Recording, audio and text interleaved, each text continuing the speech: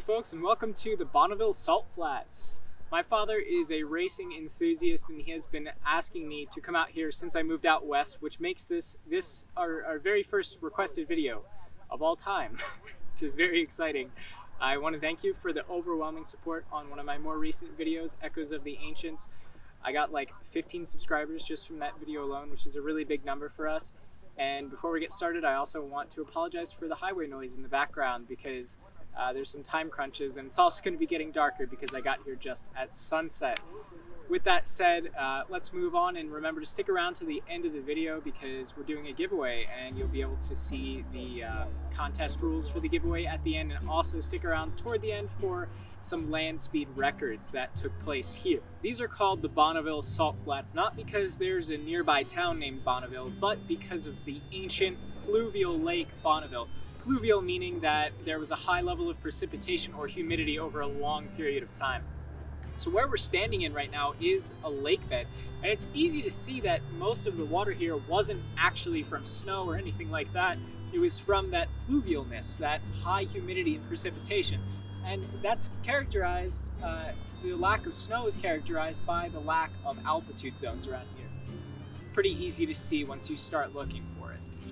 Lake Bonneville first formed 30,000 years ago, and it was a lake until about 14,000 years ago, around the same time that the first evidence of prehistoric warfare took place within humanity. And this was also the same period of our LGM, or last glacial maximum, meaning it was the apex of our most recent ice age, with the largest glaciers being present, covering Europe, Asia, and most of North America.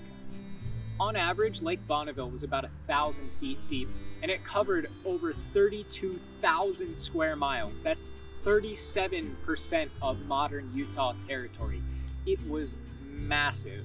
And just to put that into perspective for my East Coast viewers, that's 3.5 New Jerseys, a lake the size of 3.5 New Jerseys. That's why I love Western states so much more. We've got huge prehistoric lakes, and this is also a good example to kind of illustrate the size difference in East versus Western states. As temperatures started to rise, the water level started to recede and go up into the great sky up there. You can actually still see these bathtub lines on the hills behind me. And it's kind of important to note that not much life really grows out here. It's so salty that it's difficult for many different types of life forms to survive, especially the larger they get. There are a few designated areas, some marshy zones on the edges of Lake Bonneville, where life absolutely does thrive, and those life forms are so delicate that those areas, those marshes, were designated areas of critical environmental concern in 1985. This is also a really great place to see mirages. That occurs when the ground's hot but the air is relatively cool, and the light bounces off at nearly 180-degree refraction, which is similar to the kind of refraction that we see over water, and that's why it appears to create puddles when they're actually just mirages. We have a lot of interesting environmental things like mirages out here. Right now it's pretty cold and the temperature is dropping very fast. If you watch my video that also takes place here where I'm playing guitar, you can actually hear the guitar become out of tune as I'm playing because the temperature is dropping so rapidly right now. But right now it's about 20 Fahrenheit, and in the summer temperatures can exceed 140 where I'm standing right now, which is absolutely crazy, especially when you factor in that this is white and it's actually reflecting most of the sun's radiation that's hitting it. With all this land around, you might be wondering who the heck owns it. Well, it's the federal government, but it wasn't always that way. Right over there, that tall peak, not the one way in the back, but the second to tallest one, I don't know if I'm pointing at it, there's Danger Cave, and archaeological remains were discovered there proving that humans lived here about 10,000 years ago, which is pretty surprising to most archaeologists and anthropologists considering that this is such a hostile region. But they survived here and they thrived. You would be correct in saying that Brother Brigham Young of the Church of Jesus Christ of Latter-day Saints and his gang were the first to settle out here, but the first colonial explorations predate that by about 20 years, taking place in the 1820s. Brigham Young was here around 1840s.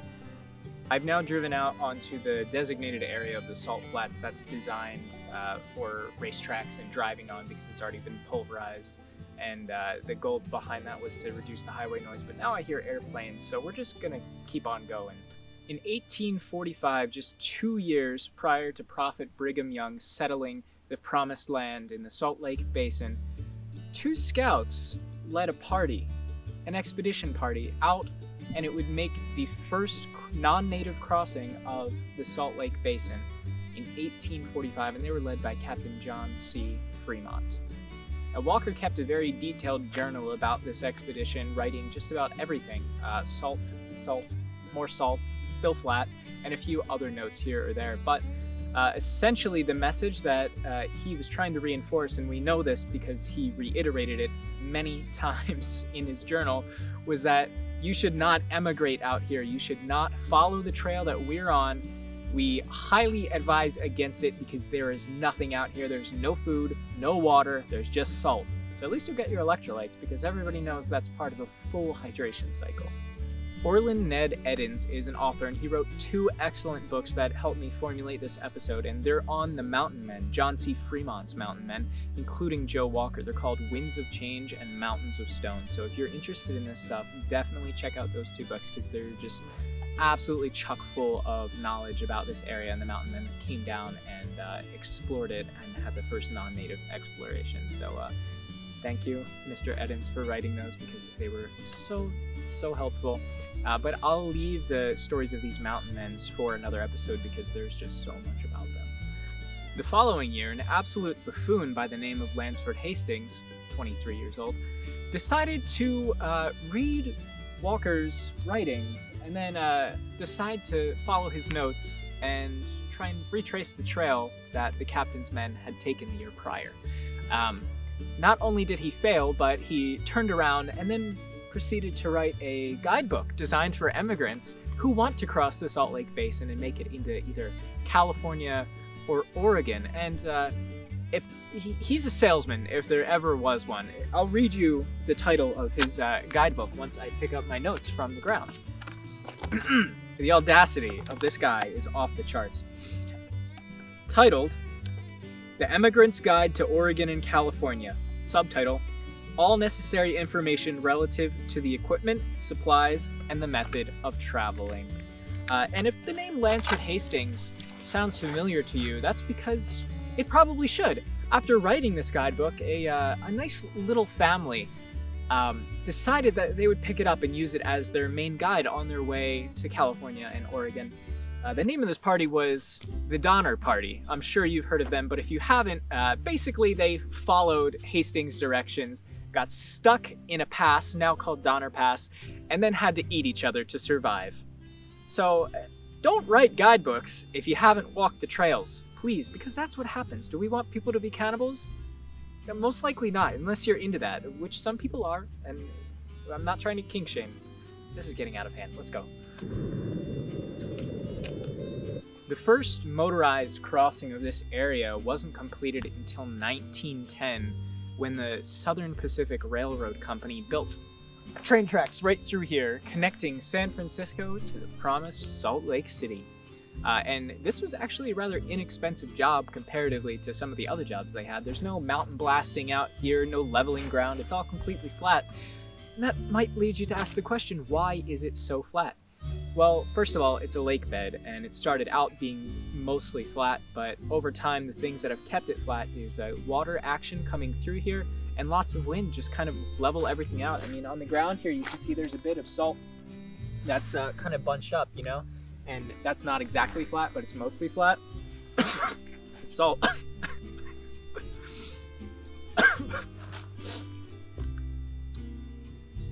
I don't know what I expected. So why is it called the Bonneville Salt Flats? Well, it's named after Captain Bonneville, who funnily enough hasn't ever even been out here. So why is it called the Bonneville Salt Flats? Well, they're named after Captain Bonneville of the U.S. Army, who funnily enough has never even been out here. But for the folks who have been out here, they started to look around, you know, as one does. And in a world before asphalt and completely planar roads were the norm, this remarkably flat place caught their eye.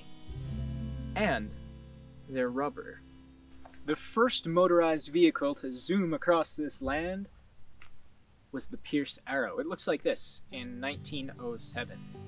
After Bill Rishall's crossing in 1907, this place started to make news in the papers and on the radio, and racing enthusiasts like my father stormed out here with their giant machines, and they started to begin challenging each other.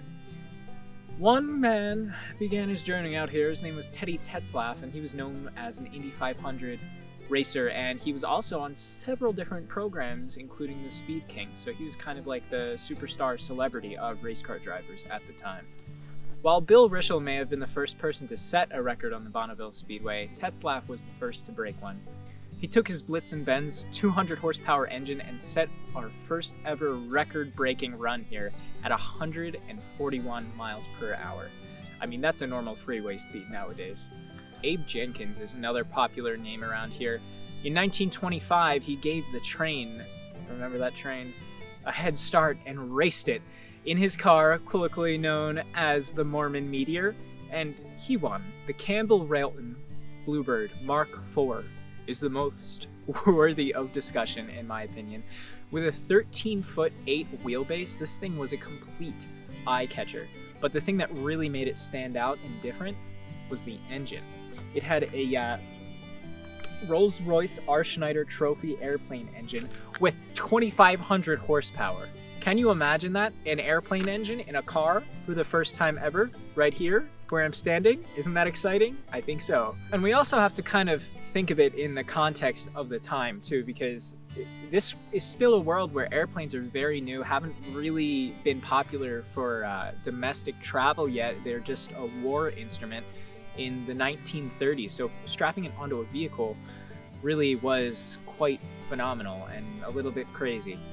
But he made the 9th record break here, and he reached 295 miles per hour, which I'm sure was pretty confusing to him as a Brit. It still doesn't really make sense to Americans. The 1960s arrived, and with it, jet engines. Jet engines strapped to cars, actually. And this began an era that we'll call the Jetsons Era, because it makes sense. And on this record-breaking racetrack, there's a 1-mile section called the Flying Mile, and that's where almost all of these record breaks and record-breaking attempts take place. At the end of it is a pool of brackish water. That's important for later. But the way that these speeds are recorded is the speed that you get as the record is actually an average. So the racer will go out in one direction and then come back in another direction, and then you add the two scores together and divide them by 2, and then you get your average speed. In the year 1964, Breedlove arrived, and he brought his vehicle, the Spirit of America, Sonic 1. Let's just say his name turned out to be a metaphor. You remember that puddle of brackish water that I mentioned just a moment ago? Well, he set a record-breaking speed at 539 miles per hour, deployed his deceleration chute, which promptly caught on a telephone pole, spun out of control, and then landed right into that brackish water. He was fine, but his vehicle was totaled. I'm sure the insurance company wasn't very happy with him. But I actually made some art of that, so if you check out the Instagram in the description, you can see my little painting of it. Fast forward 5 years to October 28th, 1970, when Gary Gablick arrived with his Blue Flame, painted bright blue and sponsored by Goodyear tires. It looked more like a spacecraft than any kind of racing vehicle. But that 600 mile per hour limit was thought to be the speed limit, not just a road sign, literally the fastest a human can go in a land vehicle. And Gablick actually proved them wrong in his Blue Flame. He soared right across here and surpassed that. Well, how did he do this, you may ask? Well, the answer's easy. He didn't put an airplane engine on it. He didn't even put a jet engine on it. No, this man put a rocket on it. Yeah, like the same kind used for NASA. It used precipitated natural gas oxidized by hydrogen peroxide, and the results were explosive. In a good way. He survived and broke the record. I guess you're probably wondering what that speed was. It was 622.3 miles per hour, but your answer varies on the source that you check out. But thanks for making it to the end of the video. I promised I would tell you about the giveaway here, so I'm gonna do that. So I'm gonna try and make this quick for you and for me because the temperature is dropping so quickly. I just checked, it is 5 degrees Fahrenheit right now. And if you want to see kind of a visualization of that, check out my other video where I'm playing guitar horribly out here. and you can actually hear the guitar go out of tune while I'm playing because it's so cold. Anyway, contest outlines, kind of a giveaway type deal. All you have to do to enter is follow the link in the description. It'll take you to a website, and to enter, all you got to do is complete an active environmental service. Could be picking up trash, could be planting some endangered species somewhere, because they're not allowed to be removed if they're endangered. And then that'll give you one entry, and you can get an additional entry by subscribing to my channel.